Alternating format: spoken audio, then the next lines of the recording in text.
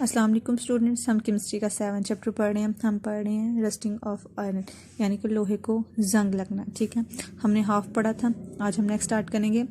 The H+ ions are provided by the carbonic acid. ये हमने यहाँ तक पढ़ लिया था।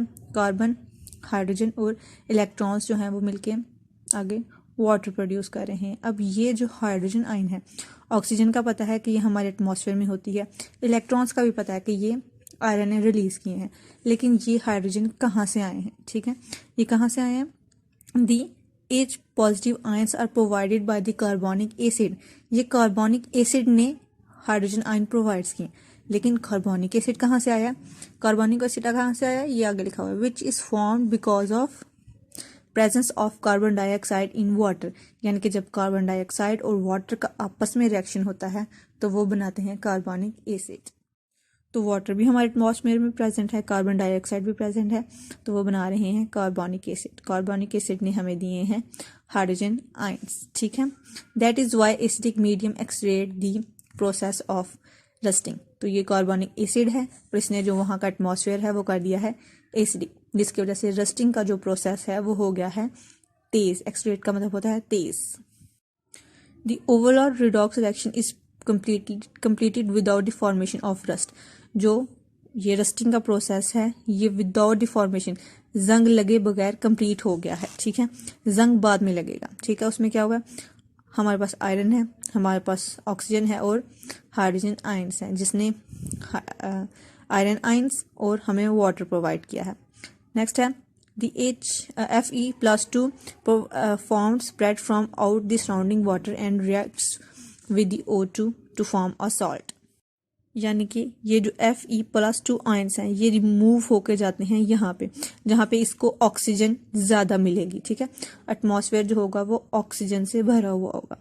ठीक है, और वहाँ पे जाके ये एक सॉल्ट बनाएगी, जिसका फार्मूला है ये Fe2O3.NH2O। ठीक है, ये .NH2O का मतलब है कि वाटर मॉलिक्यूल्स जो हैं वो साथ है। यानी कि ये जो है ये है रस्ट का फार्मूला, यानी कि जंग। फॉर एग्जांपल हमने लोहा देखा ही होगा, उसको जंग लगा भी देखा ही होगा, चलो हाथ लगा के भी देखा ही होगा। तो हमारे हाथ में जो पाउडर आता है लोहे का, उसका फार्मूला ये है। ठीक है, विच इज कॉल्ड रस्ट, और वही जंग होता है। It is also redox reaction. ये भी रिडॉक्स रिएक्शन है, यानी कि ऑक्सीडेशन और रिडक्शन दोनों हो रही हैं।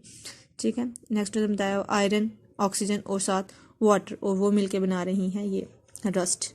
ठीक है, ये उसका फार्मूला साथ उसने दिए हैं हाइड्रोजन आयंस।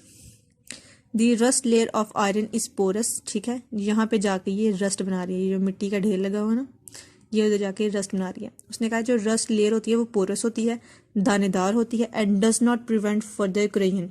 और ये फर्दर जो, और जाहिर सी बात है लोहा है तो ये फर्दर जंग लगने के अमल को स्पीड अप करती है। ठीक है, रोक नहीं सकती उसको, कि ये नहीं है कि ऊपर वाली लेयर को जंग लग गया है तो नीचे वाली लेयर जो है वो प्रोटेक्टेड है, नहीं। अगर जंग लग रहा है तो कंप्लीट को लगेगा। Thus rusting continues until the whole piece of iron is eaten away. तो जो रस्टिंग का प्रोसेस है वो तब तक चलता रहता है, तब तक कंटिन्यू रहता है जब तक कि जो आयरन का पीस है, लोहे का पीस है, वो फुली ख़त्म नहीं हो जाता। ठीक है, तो ये आपका कंप्लीट टॉपिक हो गया है। ये डायग्राम भी देख लेनी है आप लोगों ने। ये एंडोडिक रीजन है, ये कैथोडिक रीजन है, ये ऑक्सीडेशन हुई हुई है, ये रिडक्शन हुई हुई है। ठीक है, ये उसने कंप्लीट एक्सप्लेन किया है।